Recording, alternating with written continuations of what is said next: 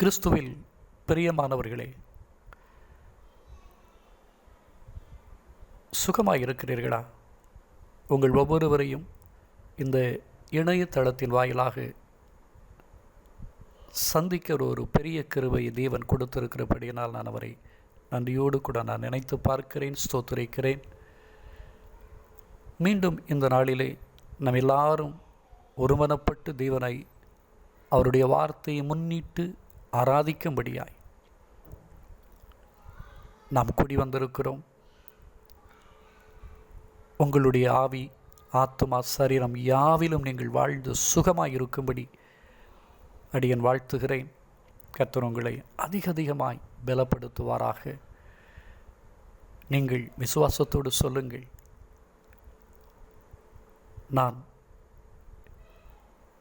என்னுடைய ஆண்டவராகிய இயேசு கிறிஸ்துவுக்குள், தேவனுக்குள் நான் சுகமாயிருக்கிறேன், நான் பலனாயிருக்கிறேன், நான் விடுதலையோடு இருக்கிறேன், நான் சந்தோஷமாயிருக்கிறேன் என்று சொல்லி நம்பிக்கையோடு கூட நீங்கள் தேவனை மகிமைப்படுத்துங்கள். ஆமென்றும் ஆமேன் என்றும் உங்கள் விசுவாசத்தின்படி, உங்கள் விசுவாசத்தினுடைய அறிக்கையின்படி தேவன் உங்களை ஆசீர்வதிப்பார். நாம் இந்த நாளிலும் நம்முடைய ஆண்டவருடைய வார்த்தை தியானிப்பதற்கு முன்பதாக அவருடைய சமூகத்தை ஜெப சிந்தையோடு கூட நாம் நோக்கி பார்க்கலாமா? செபிக்கலாம். எங்கள் அன்பின் பிதாவை, உம்மை ஸ்தோத்திரிக்கிறோம், உம்மை துதிக்கிறோம். அப்பா, நீர் எவ்வளவு பெரியவர், எவ்வளவு நல்லவர். எங்கள் இருதயத்தில் அதை இப்பொழுதும் நாங்கள் உணர்ந்து ருசித்து உம்மை துதிக்கிறோம். உமக்கு நாங்கள் நன்றி செலுத்துகிறோம். நீர் துதிக்கு பாத்திரர், மகிமைக்கு பாத்திரர், கனத்திற்கு பாத்திரர். நீர் ஒருவரே பரிசுத்தர், நீர் ஒருவரே பரிசுத்தர். உம்மை நாங்கள் உயர்த்துகிறோம். அப்பா, உம்முடைய பரிசுத்தம் எங்களில் நிலை கொண்டிருக்கும்படி எங்களை முற்றிலுமாய் நாங்கள் தாழ்த்துகிறோம். என்னை நான் தாழ்த்துகிறேன். ஜனங்களுக்கு மத்தியிலே வாசம் செய்யக்கூடிய உம்முடைய வல்லமை இந்த நாளிலே எங்கள் மத்தியிலே இறங்குவதாக. அதை ஒவ்வொரு தேவனுடைய பிள்ளைகளும் அனுபவமாய் மாற்றிக்கொள்வார்களாக. உம்முடைய சத்தத்தை நாங்கள் கேட்கும்படி எங்களுக்கு அனுகிரகம் பண்ணும். உம்முடைய வார்த்தைகளை கொண்டு எங்களை நீர் விடுவித்தருளும். அப்பா, எங்களுக்கு நீர் பலத்தை கட்டளையிடும், சுகத்தை கட்டளையிடும், நன்மையை கட்டளையிடும். குழப்பங்கள், சந்தேகங்கள், தடுமாற்றங்கள் எல்லாம் இயேசுவின் நாமத்தில் அது தேவனுடைய ஜனங்களை விட்டு விலகட்டும். உம்முடைய மகிமையை விளங்க செய்யும். தாழ்த்தி செபிக்கிறோம் நல்ல இயேசு கிறிஸ்துவின் நாமத்தில் தாழ்மையோடு வேண்டுகிறோம் எங்கள் நல்ல பிதாவை.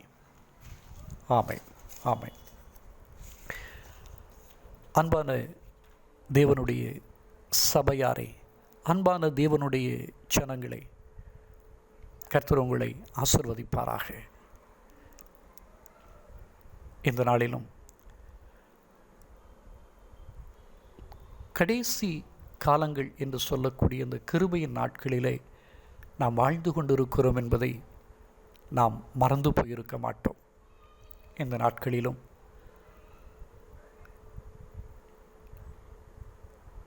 நம்முடைய ஆண்டவருக்குள் நம்முடைய வாழ்க்கை, நம்முடைய செயல்பாடுகள், நம்முடைய எண்ணங்கள், சிந்தனைகள் இவைகளெல்லாம் எந்த அளவிற்கு அது சரிப்படுத்தப்பட்டிருக்கிறது, சீர்படுத்தப்பட்டிருக்கிறது என்றெல்லாம் நாம் ஒவ்வொரு நாழிகையும் நாம் யோசித்து பார்க்கிற அவசியத்திற்குள் நாம் வந்திருக்கிறோம் என்பதை மறந்து போகாதிருப்பீர்களாக. பிரியமானவர்களே,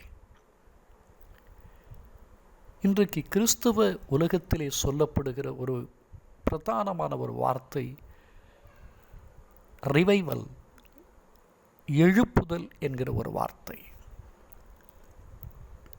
இந்த கடைசி நாட்களிலே வாழ்ந்து கொண்டிருக்கிற தீர்க்க தரிசனங்களுடைய நிறைவேறுதல்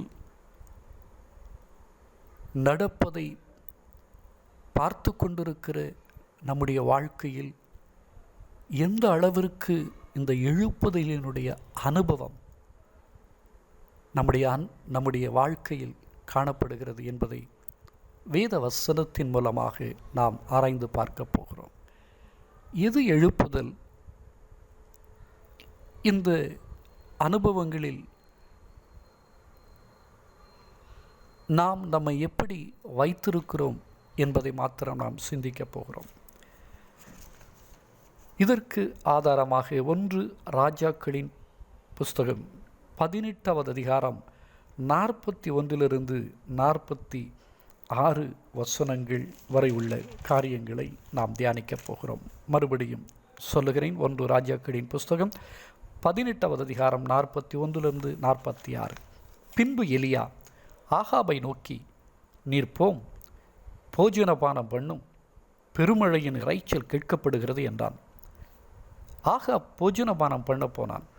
பின்பு எலியா கர்மேல் பர்வதத்தினுடைய சிகரத்தின் மேல் ஏறி தரையிலே பணிந்து தன் முகம் தன் முழங்காலில் பட குனிந்து தன் ஊழியக்காரனை நோக்கி, நீ போய் சமுத்திரமுகமாய் பார் என்றான். அவன் போய் பார்த்து, ஒன்றும் இல்லை என்றான். நீ இன்னும் 7 தரம் போய் பார் என்றான். 7ஆம் தரம் இவன், இதோ சமுத்திரத்திலிருந்து ஒரு மனுஷனுடைய உள்ளங்கைய அத்தனை சிறிய மேகம் எழும்புகிறது என்றான். அப்பொழுது அவன், நீ போய் ஆகாபை நோக்கி, மழை உம்மை தடை செய்யாதபடிக்கு ரதத்தை பூட்டி போய்விடும் என்று சொல் என்றான். அதற்குள்ளாக வானம் மேகங்களினாலும் காற்றினாலும் கருத்து பெருமழை உண்டாயிற்று. ஆகாப் ரதத்தில் ஏறி இஸ்ரேலுக்கு போனான். கர்த்தருடைய கை எலியாவின் மேல் இருந்ததினால் அவன் தன் அறையை கட்டிக்கொண்டு இஸ்ரேலுக்கு வருமட்டாக ஆகாபுக்கு முன் ஓடினான். அன்பான தேவனுடைய பிள்ளைகளே, எது எழுப்புதல்? நான் 41வது வசனத்தை நான் வாசிக்கட்டும். பின்பு எலியா ஆகாபை நோக்கி, நீர் போம், போஜனபானம் பண்ணும், பெரு மழையின் இறைச்சல் கேட்கப்படுகிறது என்றான். நாம் இந்த பகுதியை பார்ப்பதற்கு முன்பதாக இதற்கு முன் இருக்கிற சம்பவங்களை நினைவுகூறுவது இந்த தியானத்திற்கு மிகுந்த உதவியாய் இருக்கும் என்று சொல்லி நான் நம்புகிறேன். கர்மேல் பர்வதத்தில் எலியா தீர்க்கதரிசி தேவனுடைய சமூகத்தை தேடுவதற்கு முன்பதாக 450 பகால் தீர்க்கதரிசிகளுக்கு முன் பரலோகத்தினுடைய கர்த்தர்தான் தேவன் என்பதை நிரூபணம் பண்ணுகிற ஒரு சம்பவம் நடக்கிறது. அந்த சம்பவத்தில் அந்த 450 பகால் தீர்க்கதரிசிகளுக்கு முன்பதாகவும் பரலோகத்தில் இருக்கிற அக்கினியின் தேவன் மட்டுமே மெய்யான கடவுள் என்கிற அந்த காரியத்தை நிரூபித்த பின்பதாக 40வது வசனம் சொல்லுகிறது. அப்பொழுது எலியா அவர்களை நோக்கி, நீங்கள் பாகாலின் தீர்க்கதரிசிகளில் ஒருவனும் தப்பி போகாதபடிக்கு அவர்களை பிடியுங்கள் என்றான். அவர்களை பிடித்தபோது எலியா அவர்களை கீழே கீசோன் ஆற்றங்கரையிலே கொண்டு போய் அங்கே அவர்களை வெட்டி போட்டான். தேவனுக்காக நின்று தேவையில்லாதவைகளை அழிப்பதன் மூலம் கர்த்தருடைய சத்தத்தை கேட்கிற ஒரு அனுபவம் இந்த எலியா தீர்க்கதரிசிக்கு இருந்திருக்கிறது. இன்றைக்கு நிறைய பேர் கர்த்தருடைய சத்தத்தை கேட்கிற ஜனங்களாக இருப்பதை பார்க்க முடிகிறது. தரிசனங்களிலே அவருடைய சத்தத்தை கேட்கிறார்கள், ஜெபத்திலே கேட்கிறார்கள், வேத தியானத்திலே கேட்கிறார்கள். நல்ல அனுபவங்கள். ஆண்டவருக்கு மகிமை உண்டாகட்டும்.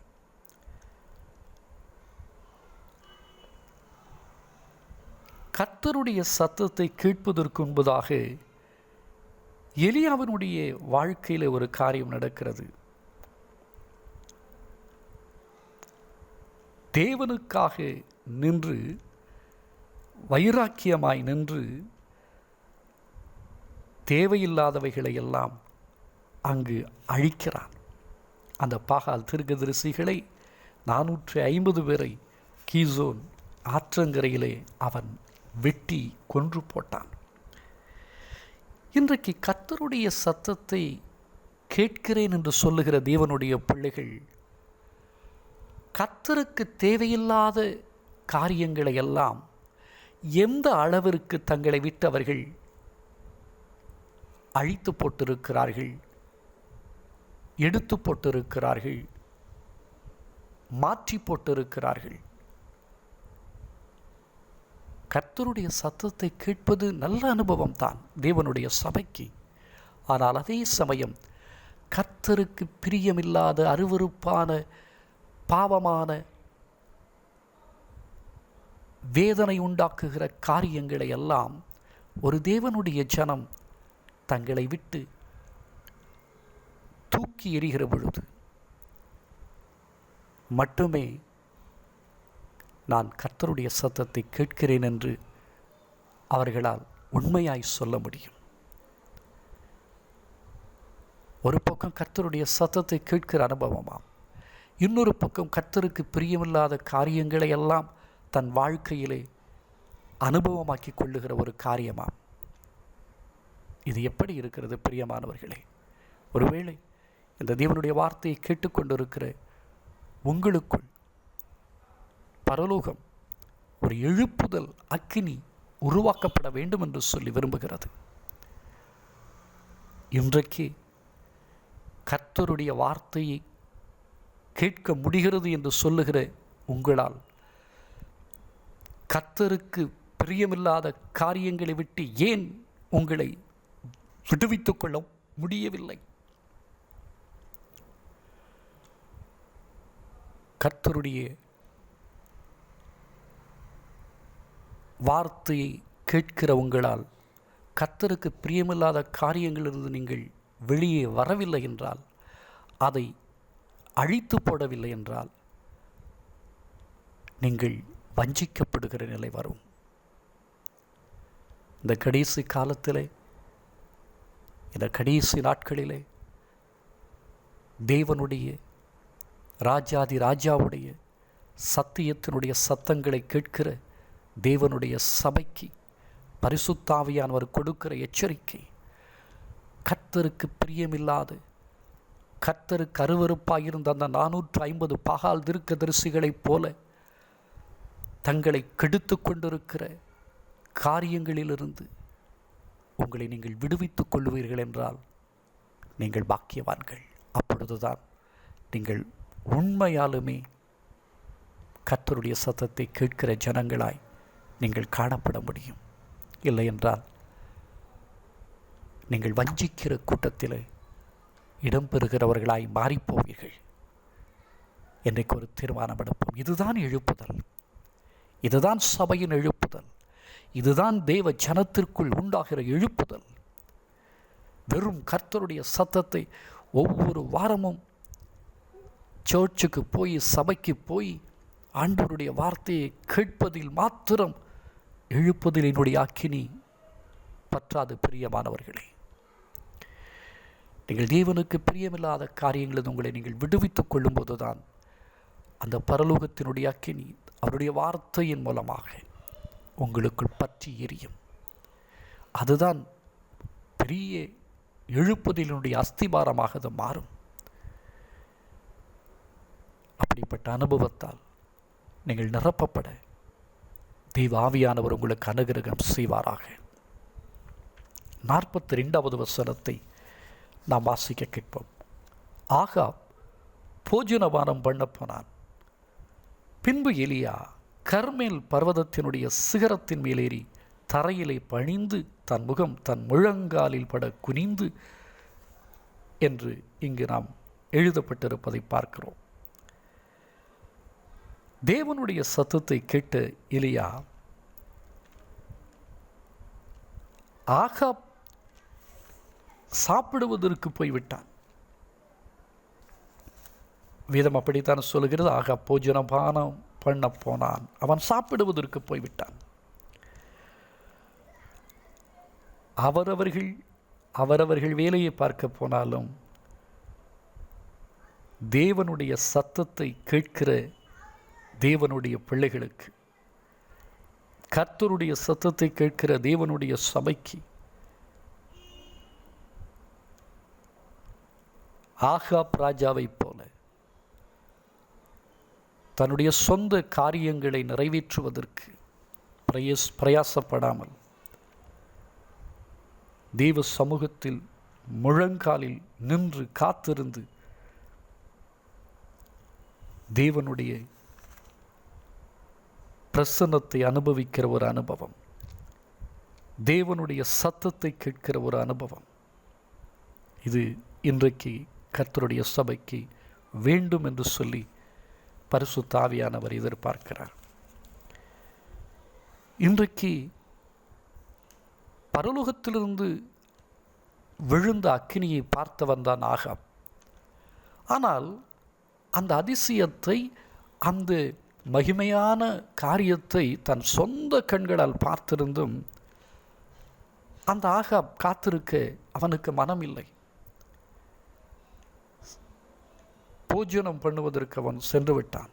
ஆனால் கர்த்தருடைய சத்தத்தை கேட்கிற எலியாவோ தொடர்ந்து கர்த்தருடைய சமூகத்தில் முழங்காலில் நின்று அவனுடைய முகம் முழங்காலில் படும்படி குனிந்து தெண்டனிட்டு அவன் தெய்வ சமூகத்திலே காத்திருக்கிறான். இன்றைக்கு எத்தனையோ பேர் அவரவர்கள் சொந்த காரியங்களை பார்ப்பதற்கு தீவிரம் காட்டிக் கொண்டிருக்கிறார்கள். ஆண்டவருடைய நன்மைகளை அனுபவித்த பிள்ளைகளும் அப்படித்தான் இந்த நாட்களிலே தங்களை வைத்து கொண்டிருக்கிறார்கள். எவ்வளவு பெரிய பரிதாபமான சூழ்நிலை பிரியமானவர்களே! ஒருவேளை தேவனுடைய வார்த்தையினுடைய சத்தத்தை கேட்டுக்கொண்டிருக்கிற உங்களுக்குள் அப்படிப்பட்ட காரியம் உண்டோ? தேவன் நடத்தித்த அதிசயமான காரியங்களை, மகிமையான காரியங்களை, விசேஷமான காரியங்களை, விடுதலையின் காரியங்களை, ரட்சிப்பின் காரியங்களை, மகத்துவமான காரியங்களை நீங்கள் அனுபவித்திருந்தும் இன்றைக்கு உங்களுக்காக உங்களுடைய சுய இச்சைகளை நிறைவேற்றுகிற ஒரு வாழ்க்கைக்கு உங்களை நீங்கள் ஒப்புக் கொடுக்கிறவர்களாக இருப்பீர்கள் என்றால் எழுப்புதலின் அக்கினி எப்படி வரும்? பிரியமானவர்களே, தேவன் உங்கள் மீது நம்பிக்கை வைத்திருக்கிறார். நீங்களும் நானும் நம்முடைய சுய விருப்பங்களை நிறைவேற்றுவதற்கு இந்த உலகில் ஓடிக்கொண்டிருக்கிற வாழ்க்கையை தவிர்த்து தெய்வ சமூகத்தில் அதிக நேரம் காத்திருக்கிற ஜனங்களாய் நம்மை வைத்துக்கொள்ள பழகிக்கொள்ள வேண்டும். இந்த கடைசி காலங்களிலே பரிசுத்த ஆவியானவர் இப்படிப்பட்ட அனுபவங்களிலே தேவனுடைய சபை வளர வேண்டும், தேவனுடைய பிள்ளைகள் வாழ வேண்டும் என்று சொல்லி விரும்புகிறார். எத்தனை பேர் தெய்வ சமூகத்தில் காத்திருக்கிற, முழங்காலில் நின்று ஜெப அனுபவத்தில் காத்திருக்கிற காரியங்களில் தங்களை வைத்துக் கொண்டிருப்பது. இன்றைக்கு ஒரு தீர்மானம் எடுப்பீர்களா பிரியமானவர்களே? நான் ஆகாப் ராஜா அல்ல. கர்த்தருடைய வார்த்தையை அற்பமாய் நினைக்கிற, கர்த்தருடைய மகிமையை அற்பமாய் நினைக்கிற ஆகாப் ராஜா அல்ல. என் சுய ஓட்டத்தின் மீது நம்பிக்கை வைப்பதற்கு, சுய விருப்பங்களை நிறைவேற்றுகிற வாழ்க்கைக்கு அல்ல, நான் அதற்கு ஒரு முற்றுப்புள்ளி வைக்கிறேன். நான் கர்த்தருடைய சத்தத்தை கேட்கிற எலியா என்கிற தேவ மனுஷனைப் போல தேவன் என்னை வைத்திருக்கிறார். நான் அவருடைய சமூகத்திலே முழங்காலில் நின்று நான் காத்திருக்கிற ஜனமாய் நான் காணப்படுவேன். இந்த இடத்தில்தான் சபைக்கும் ஒவ்வொரு தேவனுடைய பிள்ளைகளுக்குள்ளும் ஒரு எழுப்புதலின் அக்கினி பற்றி பிடிக்கும். இன்னைக்கு செபிக்கிறவர்கள் இருக்கிறார்கள். தங்களுடைய சுய சித்தங்களை வெறுத்து தேவனுக்காக காத்திருக்கிறவர்கள் எத்தனை பேர்? எலியா அதைத்தான் செய்தார். ஒரு பக்கம் சுய விருப்பங்களை நிறைவேற்றுறதுக்கு மனசு அலப்பாயுது, இன்னொரு பக்கம் தேவனுடைய சமூகத்திலிருந்து ஒரு நன்மையை பெறுவதற்கும் அவர்கள் மனது அலை பாய்ந்து கொண்டிருக்கிறது. எப்படி இது எழுப்புதலாய் மாறும்? பிரியமானவர்களே, இன்றைக்கு பரிசுத்த ஆவியானவர் தேவனுடைய சபையாகிய உங்களை பார்த்து பேசிக்கொண்டிருக்கிறார். நீங்கள் ஆகாப்பல்ல, கர்த்தருடைய சத்தத்தை கேட்க தெரிந்து கொள்ளப்பட்டிருக்கிற எலியா, அன்றைக்கு அந்த அக்கினி, அந்த பரலோகத்தினுடைய அக்கினி, அந்த எலியாவுக்குள் இருந்த அக்கினி, இயேசு கிறிஸ்துவுக்குள் இருந்த அக்கினி, இந்த வார்த்தையை கேட்டுக்கொண்டிருக்கிற தேவனுடைய சபையாகிய உங்களுக்குள் அது பற்ற வைக்கப்பட்டிருக்கிறது. காத்துக்கொள்ளுவீர்களா? காத்துக்கொள்ளும்படி இருதயத்தில் ஒரு தீர்மானம் எடுப்பீர்களா? பிரியமானவர்களே, அங்குதான் எழுப்புதல் உருவாகிறது. 43வது வசனத்தை நீங்கள் பாருங்கள். தன் ஊழியக்காரனை எலியா நோக்கி, நீ போய் சமுத்திரமுகமாய்ப்பார் என்றான். அவன் போய் பார்த்து ஒன்றுமில்லை என்றான். நீ இன்னும் 7 தரம் போய் பார் என்றான். நாம் இந்த வார்த்தையை பார்க்கிற பொழுது, கேட்கிற சத்தம் நிறைவேற்றப்படும் வரை தானும் ஓய்ந்திருக்கவில்லை, தன்னை சார்ந்திருக்கிற தன்னுடைய வேலைக்காரனாகிய ஊழியக்காரனையும் அவன் ஓய விடவில்லை. இது ஒரு நல்ல அனுபவம்.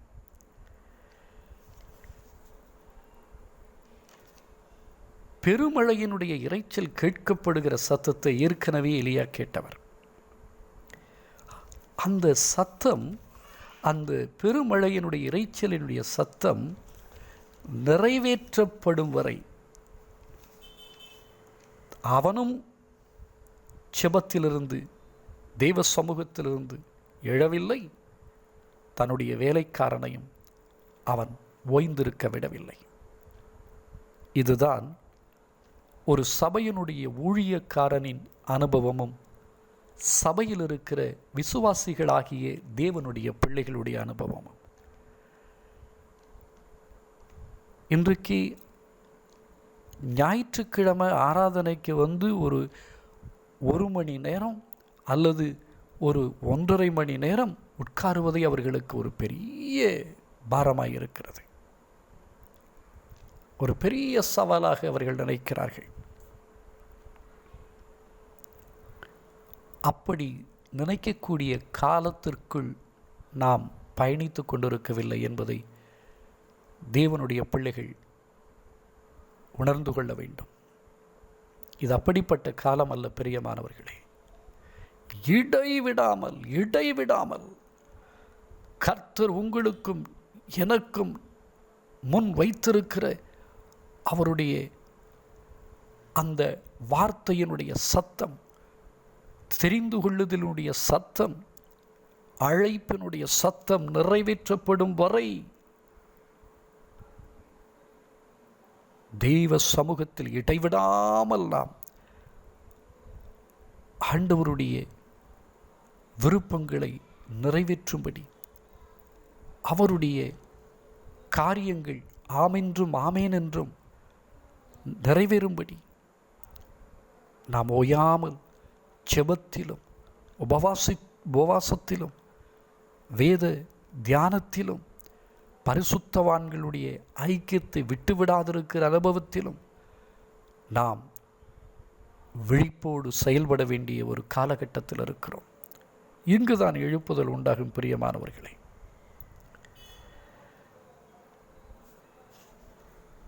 காலையில் ஆராதனை,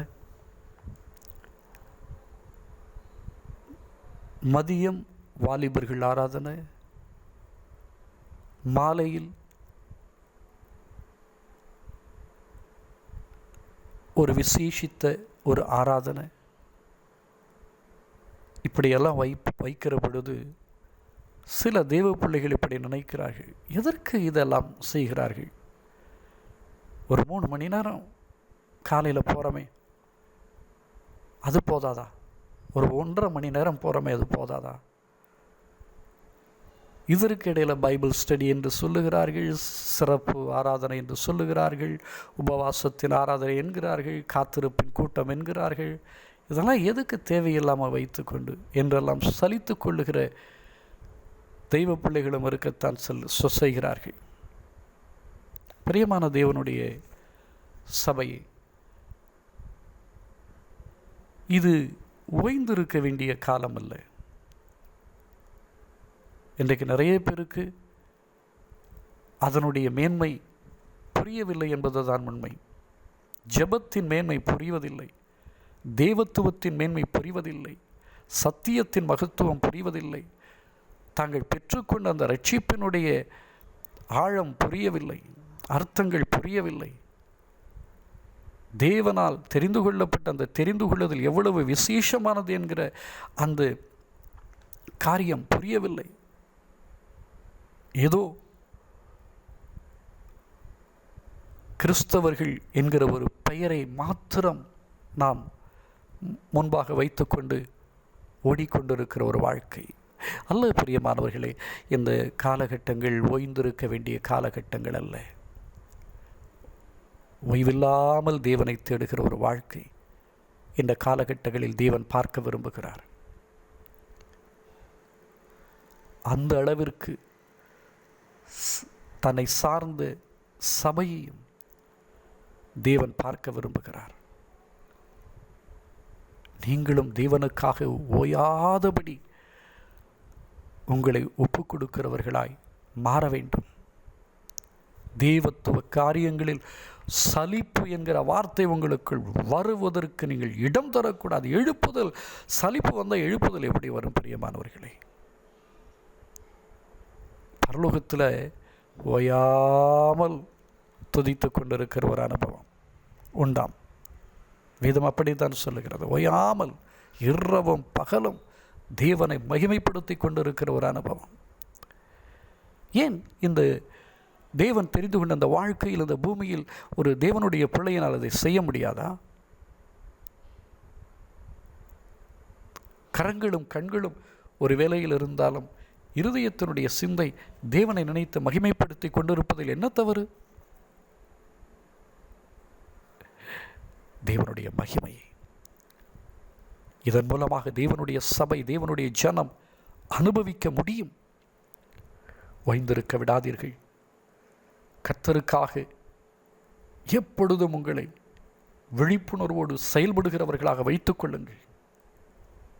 இங்குதான் எழுப்புதலினுடைய அக்கினி காணப்படும். நான் 44வது வசனத்தை வாசிக்கிறேன்.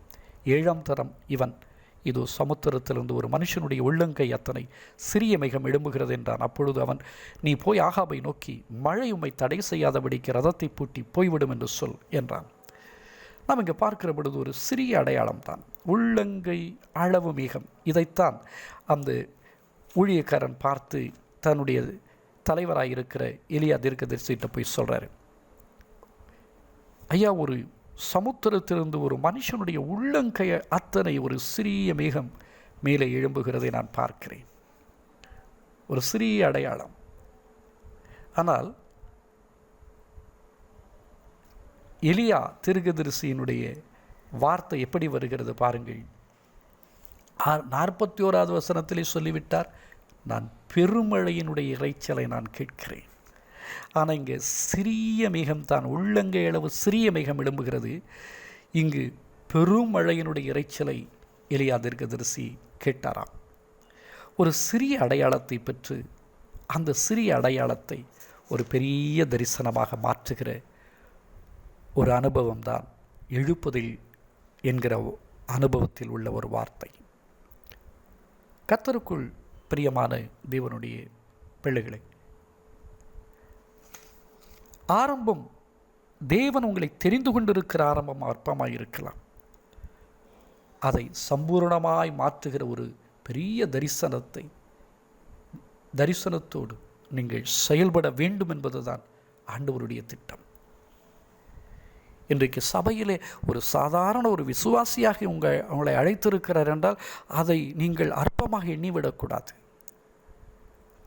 அதில் தேவன் உங்களிடத்தில் எதிர்பார்க்கிற ஒரு விசேஷித்த கிருபைகள் அதை அடங்கி இருக்கிறது. நீங்கள் சாதாரண ஒரு விசுவாசியாக நீங்கள் அழைக்கப்பட்டிருந்தாலும் நீங்கள் தேவனுடைய ராஜ்யத்திற்குரியவர்களாக இருக்கிறீர்கள். அந்த தேவனுடைய ராஜ்யத்திற்கென்று நீங்கள் செயல்படக்கூடிய காரியங்கள் உங்கள் சபைக்காக தேவன் அங்கு வைத்திருக்கிறார். சபையை சீர்பொருந்துவதற்கு, சபையை கட்டி எழுப்புவதற்கு, சபையை பலப்படுத்துவதற்கு, சபைக்காக ஜெபிப்பதற்கு, சபைக்கு கொடுப்பதற்கு, திறப்பின் வாசலில் நிற்பதற்கு, ஆத்துமாக்களை சபையில் சேர்த்து கர்த்தர் தெரிந்து கொண்ட அந்த தெரிந்து கொள்ளுதலை கனப்படுத்துவதற்கு, இதெல்லாம் ஒரு தேவனுடைய பிள்ளைக்குள் தேவன் வைத்திருக்கிற விசேஷமான ஒரு நல்ல அனுபவங்கள். அதை ஒரு பெரிய தரிசனமாக நீங்கள் மாற்றிக்கொள்ளுங்கள். 5 அப்பம் 2 மீன் சீஷர்களுடைய பார்வையிலே படுகிற பொழுது இது பற்றாக்குறை என்பது அவர்களுடைய கவனத்தில் இருந்தது. ஆனால் இயேசு கிறிஸ்து அப்படிப்பட்ட எந்த ஒரு வார்த்தையும் அவர் அங்கு பயன்படுத்தவில்லை. ஒரே வார்த்தையை தான் அங்கு பயன்படுத்தினார். தம்முடைய பரலோகத்தினுடைய பிதாவாகிய தேவனை நோக்கி அந்த 5 அப்பத்தையும் 2 மீனையும் பெற்று அதை அவருடைய சமூகத்தில் ஆசீர்வதிக்க சொல்லும்படியாய் அவர் ஜெபித்துவிட்டு அதை எல்லாருக்கும் அவர் பகிர்ந்து கொடுக்க அவர் சொன்னார். அனைவரும் திருப்தி அடைந்தார்கள். மீதமும் அவர்கள் எடுத்தார்கள்.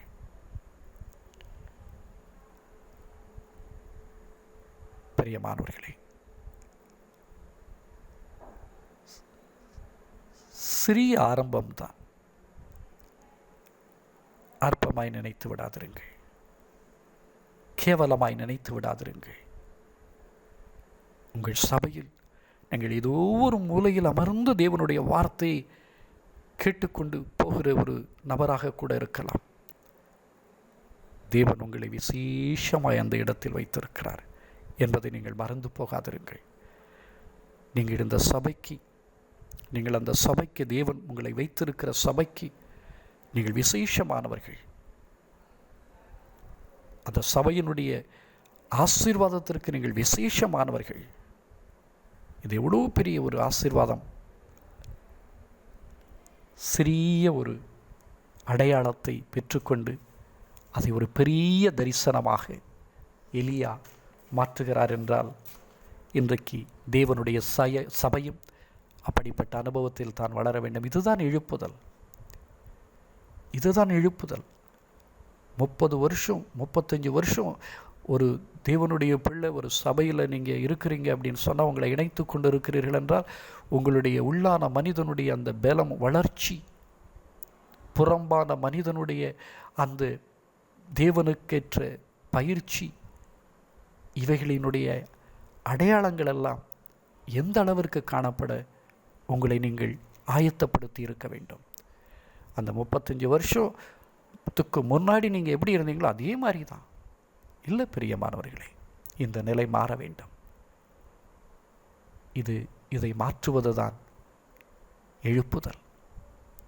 அது உங்கள் வாழ்க்கையில் இந்த கடைசி காலங்களிலே காணப்பட வேண்டும் என்று தேவன் எதிர்பார்க்கிறார். நாம் செபிக்கலாமா? செபிப்போம். பிரியமானவர்களே, நீங்கள் எத்தனையோ பிரச்சனைகளில் இருப்பீர்கள். எத்தனையோ வேதனைகளில் சிக்கொண்டு இருக்கலாம். எத்தனையோ பலவீனங்களுடைய தாக்கத்தில் நீங்கள் உடைந்து போயிருக்கலாம். கவலைப்படாதிருங்கள். நீங்கள் எந்த நிலையில் இருந்தாலும் உங்களுக்குள் பற்ற வைக்கப்பட்டிருக்கிற பரலோகத்தினுடைய அக்கினியினுடைய மேன்மையை மாத்திரம் நீங்கள் அதிகமாய் உணர்கிற ஜனங்களாய் உங்களை வைத்துக்கொள்ள பழகுங்கள். தெய்வ சமூகம் உங்களுக்கு நன்மையை தரும், பலத்தை தரும், சுகத்தை தரும், விடுதலையை தரும், மேன்மையை தரும், உங்களை மகிமைப்படுத்தும். எங்களை நேசிக்கிற நல்ல பிதாவே, இந்த ஜெப நேரத்தில் என்னோடு கூட சேர்ந்து ஜெபித்து கொண்டிருக்கிற ஒவ்வொரு தேவனுடைய பிள்ளைகளுக்காகவும் நான் ஜெபிக்கிறேன். ஆண்டவரே, இந்த நாளில் அவர்களுடைய இருதயம் சோர்ந்து போய் இருக்கிறது என்றால் அவர்களுடைய இருதயம் எல்லாம் பலப்படும்படிக்காய் உம்முடைய வல்லமை இறங்கட்டும். அவருடைய இருதயங்களை எல்லாம் நீர் பலப்படுத்தும் ஆண்டவரை, தைரியப்படுத்தும், திடப்படுத்தும். அவர்களுடைய சோர்வுகளை எல்லாம் நீர் மாற்றும்.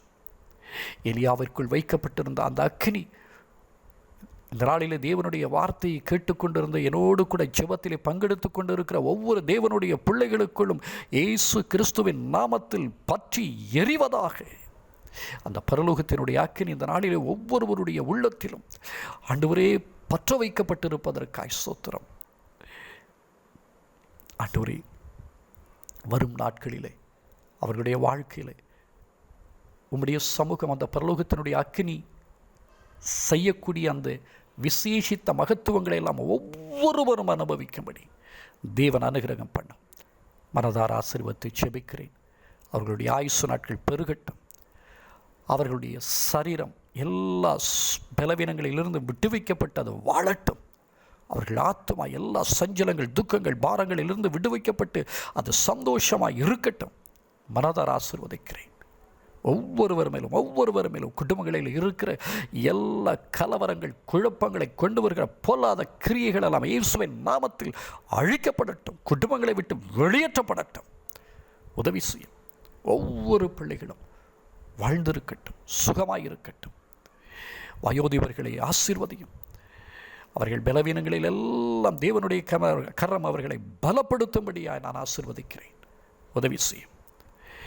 ஒவ்வொரு குடும்பங்களில் இருக்கிற தேவைகள் எல்லாம் நிறைவாய் சந்திக்கப்படட்டும்.